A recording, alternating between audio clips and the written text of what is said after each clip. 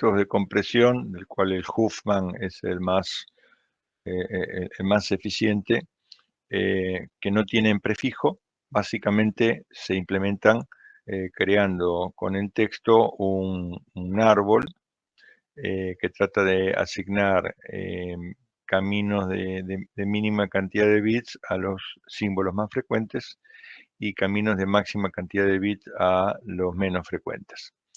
De tal manera de transmitir menos bits por símbolo para aquellos símbolos que son más frecuentes.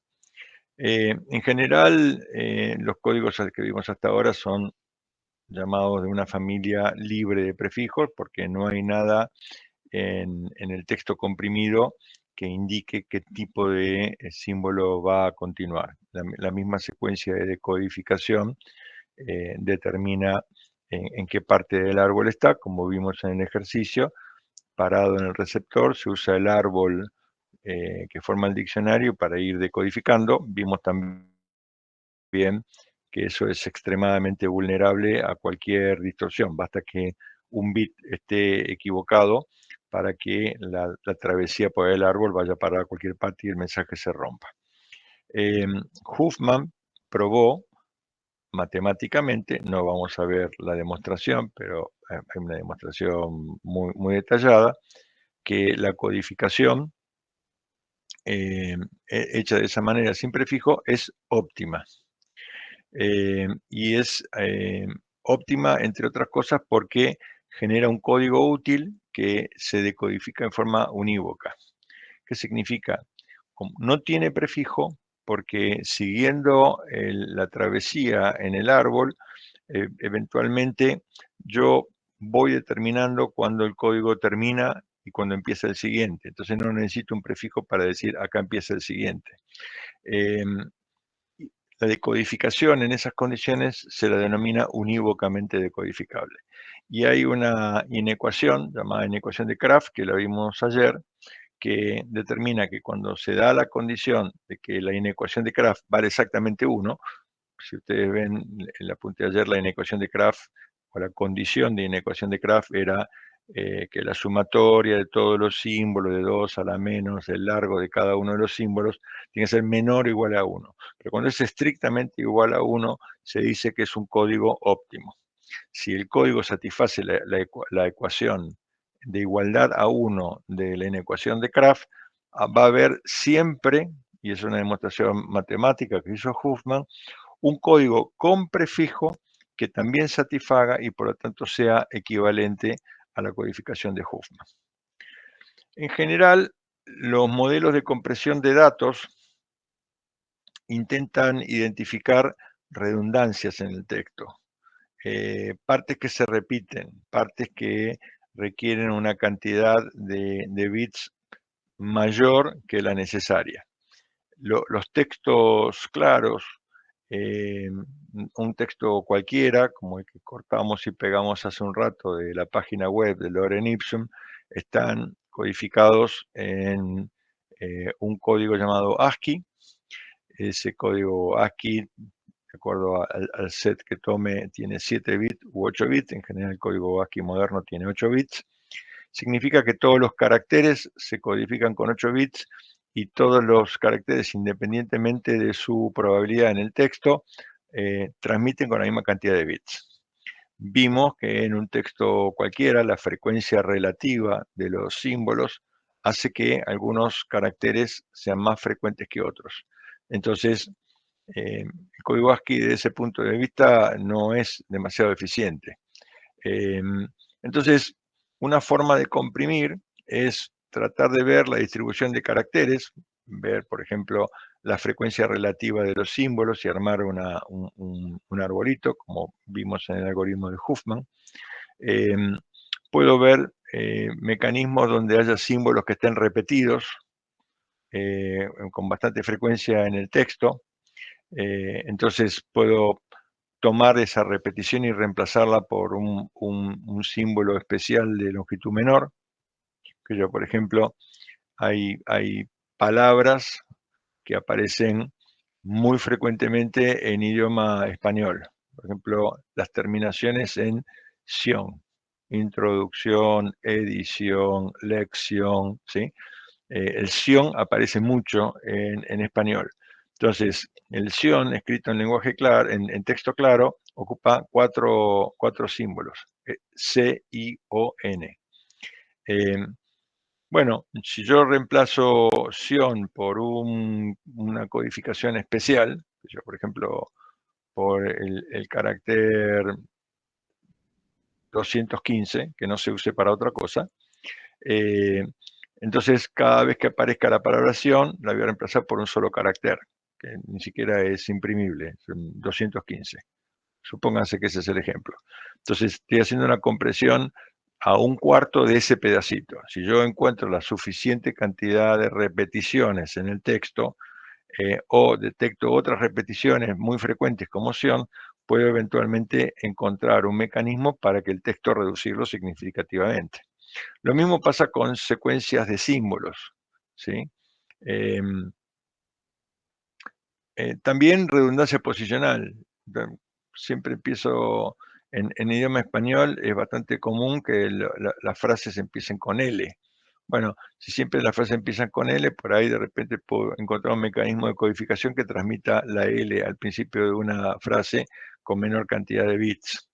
En definitiva, los modelos de compresión de datos tratan de utilizar particularidades del lenguaje, por eso los diccionarios son dependientes del lenguaje, para encontrar secuencias más cortas para transmitir algunos símbolos o secuencias o palabras que son muy comunes.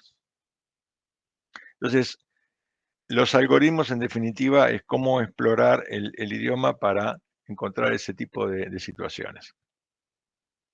Hay varias formas de conseguirlo. Una es el modelado estático, que de alguna manera lo vimos. Genero un diccionario basado en un texto prefijado que sea representativo y que tenga en promedio las mismas frecuencias en sus símbolos que cualquier texto en el idioma. Por ejemplo, hicimos hace un rato un Lorem Ipsum, podríamos usar el Quijote, podríamos usar el Shakespeare, podríamos usar la Guerra y la Paz, cualquier texto grande que me asegure por ley de grandes números de que las frecuencias que aparecen ahí son adecuadas, y utilizar eso como un diccionario estándar para todos los textos en la lengua. Esa es una forma. La segunda es un modelado semiadaptable, que es el que estuvimos viendo en Huffman recién también, que es, en vez de usar un diccionario estático, construir un árbol y usarlo en forma repetitiva, construyo el árbol con el texto mismo y lo envío junto con el texto comprimido. El problema que vimos que tenía ese enfoque es que para textos grandes la compresión anda muy bien, pero a medida que se reduce el tamaño del texto, la compresión se deteriora cada vez más. Y finalmente, los modelos tipo adaptables, cuando el que codifica y el que decodifica van construyendo el modelo dinámicamente a medida que se va apareciendo el texto. Es decir, el texto empieza comprimiendo muy lentamente en sus primeras palabras, pero rápidamente el extremo que está transmitiendo va encontrando a medida que pasa el texto secuencias que son susceptibles de ser comprimidas y las detecta con un algoritmo que del lado decodificador hace el algoritmo inverso y puede decomprimir. En líneas generales, y eso está anclado en la teoría de la información, la justificación vamos a tener que esperar a poder discutir la teoría de la información para ver por qué es, pero empíricamente, cuanto más rápido es un algoritmo de compresión, menos comprime. Los algoritmos de compresión realmente grandes, que obtienen tasas de compresión muy grandes, son más lentos y requieren mayor esfuerzo computacional. Por ejemplo, el código de Huffman, o el algoritmo de Huffman que vimos en el taller anterior, comprime aproximadamente el 50% y es extremadamente rápido. Ahora, hay algoritmos como el de Libsample, lo vamos a ver en un ratito, que comprimen más que eso, pero son mucho más lentos de ejecutar. Entonces, hay que tomar, en telecomunicaciones, hay que tomar la decisión de si me conviene comprimir mucho a un gran costo computacional en el extremo emisor, o prefiero comprimir un poquito menos, pero hacerlo con un procesador menos potente. Eso es un balance. Tener en cuenta que si la compresión lleva mucho tiempo, es posible que en una comunicación eso me limite la capacidad del canal, porque en definitiva la capacidad del canal es cuánta información puedo transmitir por unidad de tiempo. Si yo tengo un canal que en principio tiene una gran capacidad, pero no pongo cosas en ese canal rápidamente porque estoy ocupado comprimiéndolo, de repente se desperdicia la capacidad del canal. Entonces, es un equilibrio que en cada caso irá dando resultados distintos. En general, lo hemos mencionado un par de veces, pero lo vuelvo a repetir, todo lo que estamos viendo en teoría de la comunicación es cuando el transmisor y el receptor están trabajando en forma sincrónica, es decir, a medida que el transmisor emite, el receptor recibe, pero también en el caso en el cual el transmisor emite, pero el receptor lo recibe en otro momento. Eso ocurre cuando, por ejemplo, almaceno algo en un pendrive o almaceno algo en un sistema de almacenamiento de datos. El emisor transmite, queda almacenado en el almacenamiento de datos y posteriormente alguien va y lo recupera. O también ocurre en ciertos sistemas de comunicaciones llamados store and forward, en el cual yo transmito un mensaje, queda almacenado en un medio, por ejemplo en un satélite, hasta que en otro momento alguien recibe ese mensaje. Entonces, cuando el canal es en vivo, me importa mucho la latencia con que transmito los datos y requiero métodos que sean muy rápidos. Cuando en cambio es un mecanismo de store and forward, en el cual no hay un sincronismo entre quien emite y quien recibe, en esos casos privilegio algoritmos de compresión que reduzcan la capacidad total. Es decir, yo, por ejemplo, cuando almaceno datos en un disco portátil, quiero que la capacidad finita que tiene ese disco portátil almacene la mayor cantidad de información posible. Entonces trato de comprimir con un algoritmo que comprima realmente mucho. Mientras que en otros casos, cuando estoy en un enlace de comunicaciones, en el cual la capacidad del enlace depende con la velocidad que yo pueda poner datos en él, de repente privilegio algún algoritmo un poco menos eficiente en cuanto a su capacidad de compresión. ¿Se entiende? ¿Preguntas? ¿Se sigue más o menos? Sí, se sigue, profe. Se va siguiendo, profesor.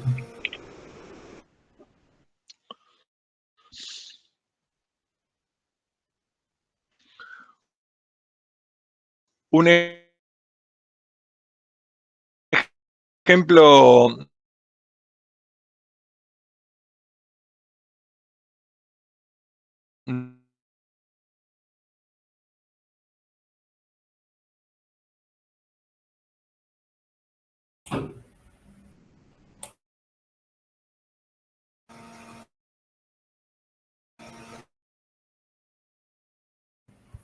Profe, no se escucha nada.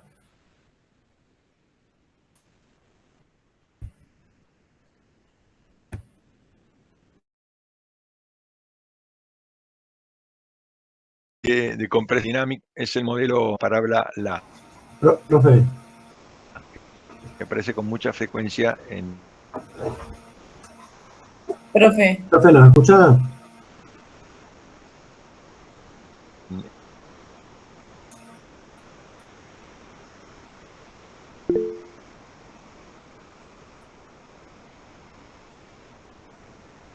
A ustedes también se les está cortando el audio, profe. Sí, sí, a todo parece. quedó tildado.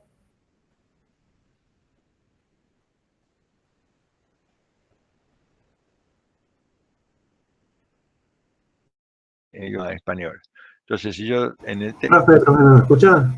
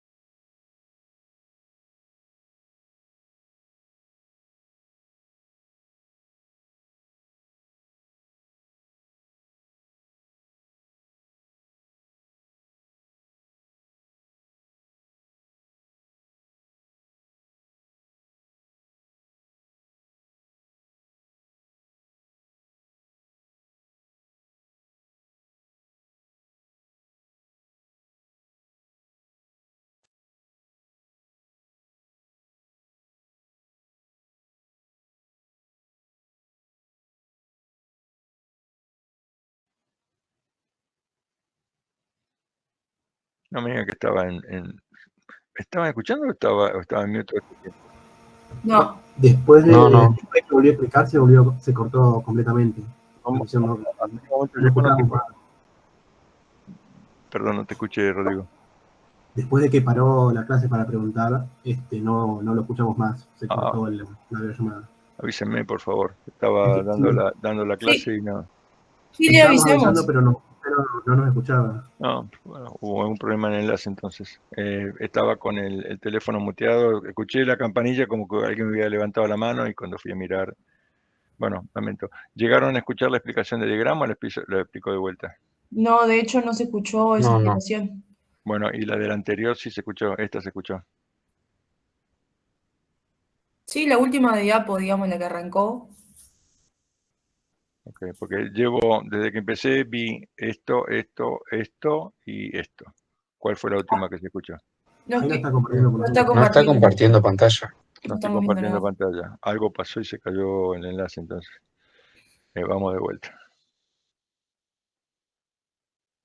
Disculpen, pero no tenía forma de darme cuenta que estaba pasando eso.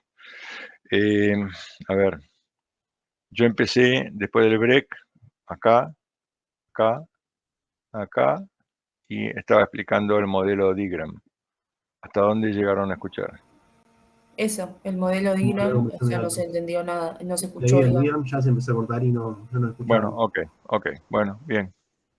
Bueno, lo vuelvo a explicar. El modelo Diagram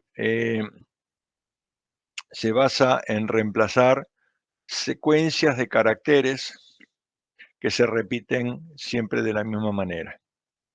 Entonces yo empiezo con un diccionario que básicamente tiene pares de caracteres, tripletes de caracteres o cuatripletes de caracteres, o pueden ser más incluso, y los reemplazo por un único byte que se usa para reemplazar. Por ejemplo, en el código ASCII, en realidad todas las letras, números y símbolos de puntuación comunes, yo tengo 127 caracteres, quiere decir, o 128. Significa que tengo otros 128 caracteres que se usan para otras cosas. Supongamos que yo asigno cada uno de esos 128 caracteres, que van desde el 128 hasta el 255, y a cada uno de ellos le asigno un doblete, un triplete o un cuatriplete, un quintuplete de caracteres. Entonces, yo voy analizando un texto a enviar y cada vez que encuentro alguna secuencia de caracteres que esté en el diccionario, reemplazo esa secuencia de caracteres en el texto original por el índice en el diccionario. Supónganse, por ejemplo, eh, la palabra, la secuencia de caracteres sion, blanco, en español es muy común. Introducción, lección, formación, en fin, hay muchísimas palabras que terminan en sion, blanco. Entonces yo digo, bueno, ¿saben qué? Vamos a poner un diccionario que reemplace sion, blanco, 5 caracteres, por el número hexadecimal 128, que no corresponde en principio a ningún carácter válido del idioma español. Entonces, yo tengo esa tabla y empiezo a comprimir un texto que esté siendo transmitido y de repente me encuentro con el dichoso ción blanco. Por ejemplo, la palabra lección. Lección tiene L-E-C-C-I-O-N blanco, 8 caracteres. Pero como yo el ción blanco lo reemplazo por un solo byte, entonces tengo L-E-C y un carácter, 4. Entonces reemplazo 8 caracteres por 4. Tengo una compresión del 50%. Y hago eso con todo el texto, no solamente con la palabra ción, sino con cualquier otra combinación frecuente que tenga en el diccionario. Obviamente, el grado de compresión en esos segmentos suele ser muy alto, pero el grado de compresión va a depender del diccionario que use. El diccionario lo puedo, como en el caso de Huffman, crear desde un texto muy grande en el idioma en que estoy comprimiendo, o lo puedo ir creando a medida que voy leyendo el texto. Las dos formas son posibles. El algoritmo para comprimir es el que se indica acá, voy analizando el texto y haciendo esa clase de reemplazos. Entonces, depende de cuántos bits esté transmitiendo. En el caso del código ASCII, transmito con 8 bits, de los cuales uso 7, me quedan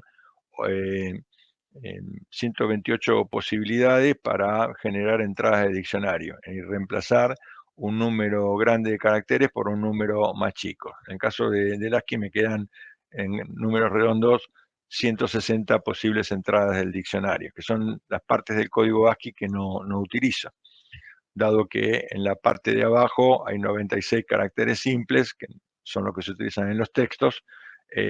96 más 160 me dan los 256 del código ASCII.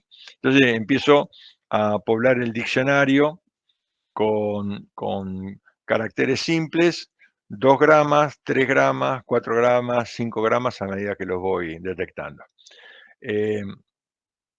Como el espacio del diccionario es limitado, pues tengo solamente 160 posibles entradas, obviamente es más eficiente que reemplace un 5 grama que un 2 grama. Entonces, tengo que ir viendo la frecuencia relativa de aparición y ver qué me conviene más, almacenar en el diccionario para obtener la máxima compresión. O sea que es algo iterativo y que puede requerir más de una pasada, de hecho. En el extremo puedo llegar a almacenar palabras enteras en el diccionario y reemplazarlas por un solo byte, que sería un caso muy eficiente. Ahora, para que eso justifique, yo estoy quemando una entrada en el diccionario, por ejemplo, para reemplazar una palabra entera que aparece una sola vez en texto. No es negocio.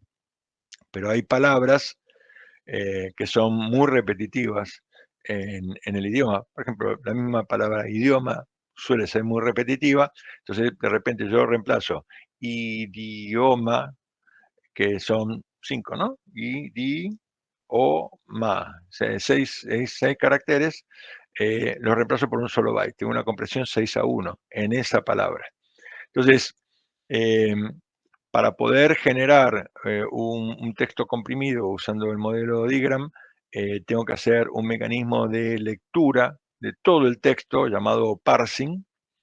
Ese parsing es el que determina la frecuencia de las palabras o de las secuencias. El algoritmo en sí, para hacerlo, para generar el diccionario, va almacenando el diccionario en un árbol binario, y eventualmente yo tengo que enviar el diccionario junto con el texto comprimido. Al igual que en Huffman, el diccionario en sí ocupa espacio, y por lo tanto para textos muy pequeños puede no valer la pena usar el método de compresión porque el resultado comprimido más el diccionario por ahí es más grande que el texto original. Pero cuando el texto es significativo, entonces en ese caso la eficiencia puede ser más alta que el método de Huffman. En definitiva, es un método de compresión que depende del lenguaje y del contexto temático que esté utilizándose. Hay palabras que aparecen con más frecuencia en determinados contextos. Por ejemplo, en telecomunicaciones, la palabra canal aparece con muchísima más frecuencia que en medicina, por ejemplo, o en literatura. Y en medicina la palabra inyección aparece con más frecuencia que en telecomunicaciones, y así sucesivamente. Entonces, la eficiencia de compresión que tiene este método, dado que se basa en la repetición y en la redundancia propia del lenguaje, puede tener variantes en el dominio y el contexto temático de aplicación. ¿Se entiende? ¿Preguntas? Espero que no se me pudra todo de vuelta ahora. No.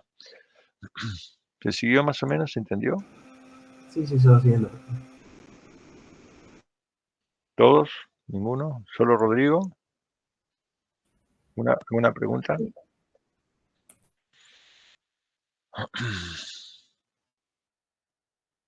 Posiblemente uno de los algoritmos más eficientes de compresión es el libsample. Ustedes notarán de que en compresión de datos se utiliza mucho la sigla LZH, ¿sí? Hay programas de compresión que se llaman LZH, algunos archivos comprimidos, la extensión del archivo que se usa es LZH. Bueno, LZH significa Libsample-Huffman, que son los 3 métodos de compresión que se intenta ver cuál es más óptimo para comprimir. En general, los archivos que comúnmente usamos para comprimir, como por ejemplo el zip, utiliza el algoritmo Libsample y Huffman. Hace un análisis de lo que va a comprimir y decide qué mecanismo usa en cada momento del texto. ¿Cómo funciona Libsample? Es un mecanismo de compresión adaptativo, es decir, va comprimiendo a medida que se transmite, y lo que busca es que cuando hay secuencias de caracteres que se repiten en más de una vez en el texto, entonces la primera vez que ocurren las transmite como están en el texto. Por ejemplo, volvamos al ejemplo de la palabra lección, ¿sí? Entonces, lección la transmite y va generando un diccionario que va teniendo memoria de las palabras que se emiten. Se hace con un árbol binario. Sigue progresando en el texto y en un momento determinado, en el futuro, vuelve a encontrar la palabra lección. Pero ella tiene registrado que había otra lección antes en el texto. Entonces, en vez de reemplazarla por una entrada de diccionario, lo que hace es la reemplaza por un puntero a donde aparecía la palabra lección originalmente. Entonces, reemplaza una palabra de 8 caracteres por un marcador de escape más un puntero que va para atrás. Entonces, cuando está decodificando del otro lado, si viene un carácter que pertenece al código ASCII, simplemente lo toma, pero si encuentra el carácter de escape, sabe que el siguiente carácter tiene que ir hacia atrás y recuperar el texto y reemplazarlo. La compresión que se obtiene de esa manera es altísima, porque tiene la capacidad, y aparte es muy rápida, tiene la capacidad constantemente de poder definir cuál es la mejor tasa de compresión, independientemente de ningún diccionario o de ninguna creación previa. Al mismo tiempo, un código comprimido de libsample, si no encuentra esas repeticiones, básicamente no comprime nada, pero es muy difícil que el algoritmo de libsample termine dando un archivo más grande que el que usó de entrada. Podemos hacer la prueba, podemos comprimir un archivo usando libsample, por ejemplo, con el programa zip en sus máquinas, y luego volver a pasar el resultado por el programa zip, y van a ver que la segunda vez prácticamente no comprime nada. ¿Por qué? Porque ya todas las secuencias que pudo explotar las comprimió la primera vez que ejecutó. Entonces, repasando cómo funciona, va identificando cadenas de caracteres de longitud arbitraria que se repiten y son reemplazados por un puntero al texto donde se encuentran previamente. Entonces, no necesita hacer una pasada para crear el diccionario y luego otra pasada para reemplazar. Va generando a medida que lee. Entonces simplemente guarda memoria de qué caracteres fue recibiendo y con qué frecuencia ocurre. La estructura de procesamiento que le permite hacer eso es una estructura de árbol n-ario llamado GraphMaster, donde básicamente tiene un mecanismo de compresión donde parte de un nodo raíz y va poniendo la frecuencia de las letras. Por ejemplo, lee una palabra. La palabra empieza con la letra A, entonces genera un nodo con la A. Luego de la A tiene una letra L, le pone un nodo con la L. Luego de la L tiene un blanco, le pone un nodo para blanco. Y así sucesivamente. Entonces, cada vez que lee una nueva palabra, va recorriendo, ¿sí?, ese arbolito, y si encuentra una trayectoria, significa que esa palabra ya ocurrió antes. Y tiene la capacidad de saber dónde ocurrió y poner un puntero a ese lugar. El mecanismo es un poco complejo, pero la idea general es que el algoritmo detecta si una palabra se repite en el texto. Y cuando se repite la reemplaza por un puntero al lugar donde estaba antes. Quiere decir que si una palabra aparece 1000 veces en un texto, en realidad se transmite entera una sola vez. Y las otras 1000 veces es reemplazada por un punterito al anterior. Si la diferencia de tamaño entre el punterito y el tamaño de la palabra es suficiente, cada vez que hay un reemplazo hay una ganancia neta y por lo tanto una compresión. Hay dos mecanismos para LiveSample. Una es con una ventana finita. Significa, por ejemplo, mira si se repiten los últimos 255 caracteres. Y otra con sin una ventana finita, con la cual no importa en qué momento se repitió antes en el texto, es capaz de encontrarlo y reemplazarlo. La diferencia está en la longitud de ese reemplazo. Si yo tengo una ventana específica, por ejemplo 255 caracteres, yo puedo poner un pointer hasta 250 caracteres atrás simplemente con un byte, 0 a 255. Por ejemplo, leo un marcador de escape y luego el número en binario 80. Entonces yo sé que tengo que ir 80 caracteres atrás para encontrar la palabra. Y puedo hacer eso hasta 255 con un byte. Cuando quiero ir más atrás que 255 necesito ponerle 2 bytes. Entonces puedo ir hasta 65.535 para atrás. Pero si necesito más que eso, tengo que ponerle 3 bytes. Entonces, a medida que le voy ampliando la ventana, necesito un puntero más grande para ir para atrás. Entonces llega un momento que hay un equilibrio, ¿sí? Por ahí comprimo una secuencia de 4 o 5 caracteres por un marcador, una longitud y un puntero de 4 bytes. Entonces estoy reemplazando 5 caracteres por 6, no es negocio. Entonces, el juego entre el número de la ventana y la longitud del puntero que necesito para ir para atrás me determina la eficiencia de compresión. Se elige en cada vez que se usa el algoritmo, entonces un compromiso entre la velocidad, la memoria que está ocupando y la compresión posible que llega a obtener. Obviamente un mecanismo sin ventana puede comprimir mucho más que uno con ventana, pero es más lento, ocupa más memoria y eventualmente puede haber oportunidades de compresión que no las puede aprovechar porque el puntero con el que reemplaza es más grande que lo que intenta reemplazar. ¿Se entiende? ¿Preguntas? Sí, Alejo. Ahí, cuando vos estás decodificando, Sí. ¿se volvería más lento por el tema del puntero? No, al contrario, es muy rápido para decodificar, porque no tiene que hacer ningún análisis ni crear nada. No tiene que, el que está decodificando, mantener ninguna memoria, ningún árbol, nada. Va decodificando, encuentra el carácter de escape, que le dice, a partir de ahora hay hay algo comprimido. Normalmente se guarda la longitud de eso que comprimió, un byte, y luego el puntero para atrás. Entonces va para atrás esa cantidad de caracteres y lee tantos como le dice la longitud y los reemplaza a esa secuencia. Entonces es instantáneo, es muy, muy rápido para descomprimir.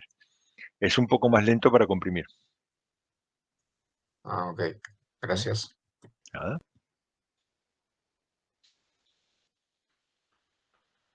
Hay una variante que se llama RLE, que también usualmente está, está metida en los programas de compresión. Si ustedes comprimen un archivo con el programa zip, o comprimen un conjunto de archivos con el programa zip, van a ver que a medida que va comprimiendo los archivos, le va diciendo con qué algoritmo lo está comprimiendo. ¿Por qué? Porque el programa zip tiene varios algoritmos, hace una lectura del archivo a comprimir, decide cuál es el mejor algoritmo y lo comprime con eso. Entonces van a ver que dice, por ejemplo, RLE, encoding, inflating. Inflating es cuando no puede comprimir por la naturaleza del texto. LZH, RLE, va diciendo qué algoritmo usa. El RLE significa Run Line Encoding y es particularmente eficiente para comprimir textos que tengan muchas secuencias contiguas de caracteres o mucha repetición de caracteres. Por ejemplo, si yo tengo una línea de guiones, por ejemplo, abajo de un título, estoy poniendo, por ejemplo, 100 guiones en un texto, porque estoy subrayando algo. Bueno, eso puedo reemplazarlo con bastante facilidad por un carácter de escape, el número 100 y un guión. Entonces, cuando yo tengo el carácter de escape, sé que hay una compresión, miro cuántos hay y miro qué carácter se repite. Entonces, reemplazo 100 guiones con 3 bytes. Entonces, tengo una compresión muy alta. Obviamente eso es efectivo solamente si en el texto que estoy transmitiendo hay una repetición importante de caracteres. Por ejemplo, separadores, o en el caso de imágenes, tengo grandes campos de un solo color.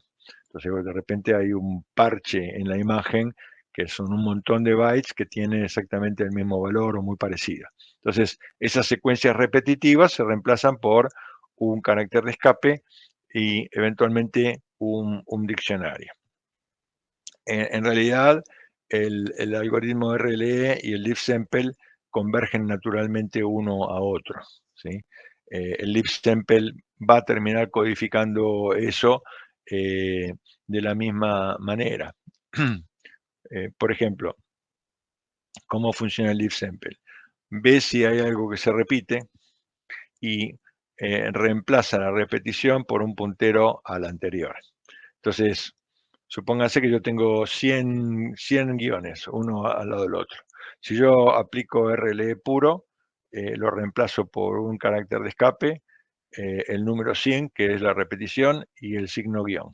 Entonces, con 3 bytes reemplazo 100 caracteres. El libsample lo que haría es lo siguiente, va decodificando y de repente detecta que hay 6 o 7 guiones, pero seguidos de otros 94 guiones. Entonces reemplaza, pasa los primeros 6 y luego los siguientes 94 va apuntando hacia atrás en grupos de 6. Con lo cual, eventualmente el algoritmo termina siendo muy parecido.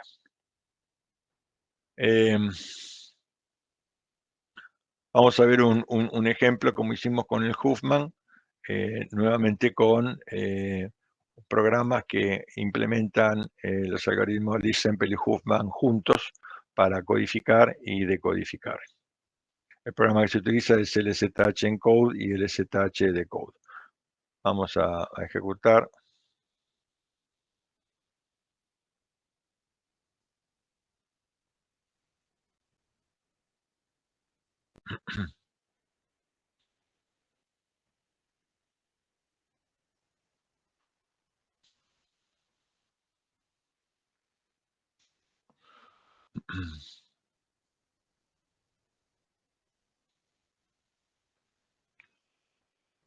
Acá básicamente lo que le estoy diciendo es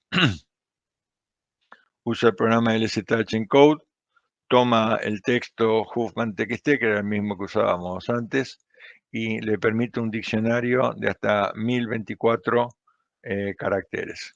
A ver si me decodificó algo.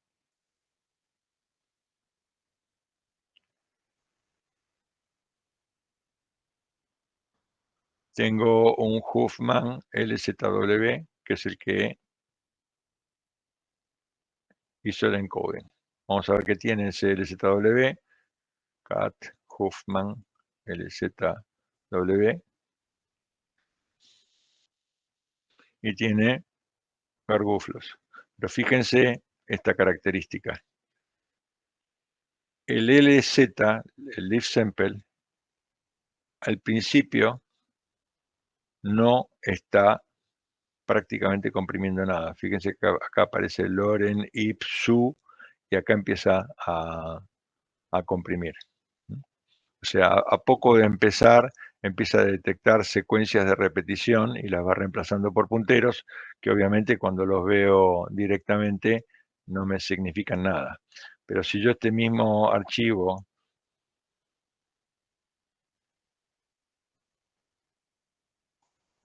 lo paso por decode, Huffman LZW,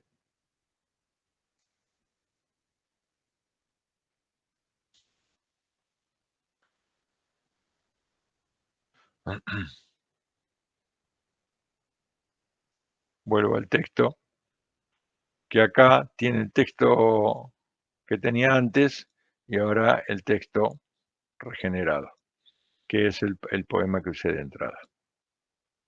Para que no haya posibilidad de trampa, vamos a hacerlo. Vamos a poner este texto, vamos a generar y vamos a copiar el resultado, Huffman TXT, y vamos a decodificar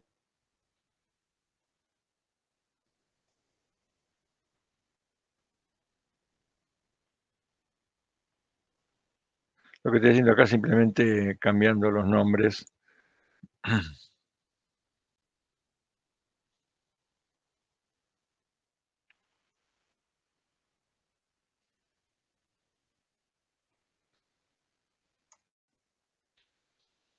Nano, H, bueno, o cat, H, text. Y me aparece el Loren Ipsum. En definitiva, ¿cómo es el mecanismo de compresión? Bueno, podemos verlo si existe alguna curiosidad en el programa. El ZH Encode, Python. Básicamente lo que hace es toma el archivo de entrada, genera una tabla de compresión, toma como argumento el archivo que va a comprimir y el tamaño máximo del diccionario, inicializa el diccionario y lo empieza a construir mientras va leyendo el archivo. Entonces al comienzo, cuando recién empieza, el diccionario está vacío y lo va regenerando a medida que voy leyendo el texto y va encontrando oportunidades de compresión. Por eso, en el archivo comprimido, cuando lo abro, los primeros caracteres, las primeras letras están sin comprimir, porque el diccionario todavía no tuvo oportunidad de reemplazar nada. Pero a medida que va aumentando, cuanto más largo es el texto, más oportunidades de compresión tiene, por lo tanto más eficiente se vuelve. Si yo aplicara los criterios que usábamos en el caso de Huffman, tengo el SH, SLA, H punto asterisco, tengo el H.text y el H.lzw. Bueno, en este caso la compresión no fue demasiado buena, porque el archivo era relativamente pequeño. Vamos a ver en el caso de Huffman, que tanto comprimía. El LZW era 1146 y el Huffman TXT era de 1085. O sea que en este caso el LZW utilizó más espacio para comprimir que el texto original. Cuando esto lo hago con el programa zip, por ejemplo, me dice que el método que utiliza se llama inflating, donde básicamente pone el texto sin comprimir, porque detecta que no hace falta optimizarlo.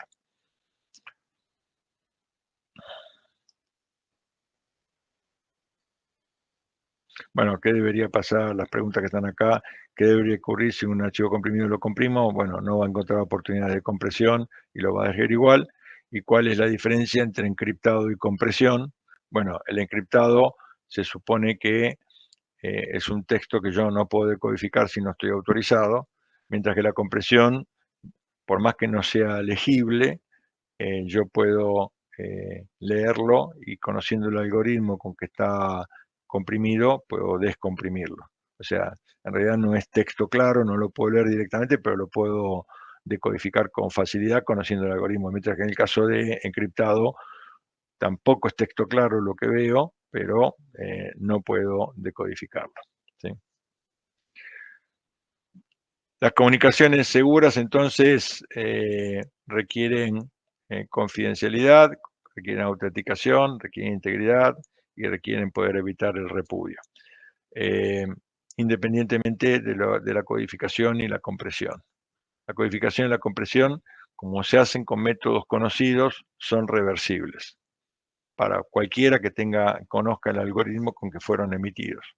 Mientras que la encripción no. La encripción tiene mecanismos para impedir que si alguien en el medio recibe el mensaje, sea capaz de reproducirlo si no tiene las claves necesarias para hacerlo. Vamos a parar acá en comunicaciones seguras. Vamos a continuar con esto la semana que viene porque es un tema bastante profundo y bastante complicado. Y yo creo que ya hoy vimos bastante. ¿Preguntas hasta aquí? ¿Hubo algo que no se haya entendido? No, de mi parte ninguna, profe. Bueno, trabajen, por favor, en esta semana, aparte de los prácticos que se les vencen y demás. No pueden completar el práctico de compresión, pero tienen varios puntos que pueden trabajar. Trabajen, por favor, en asegurar que el ambiente que tienen en sus máquinas pueden ejecutar programas Python sin tanta historia, sin tener que estar levantando el Visual Studio. Desde la consola tienen que poder ejecutarlo.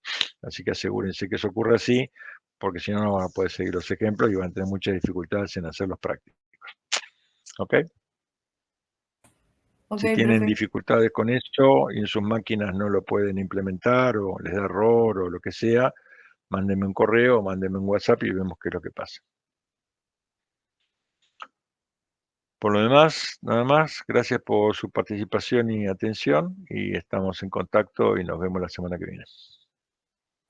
Hasta luego, buena semana. Nos vemos. Hasta luego.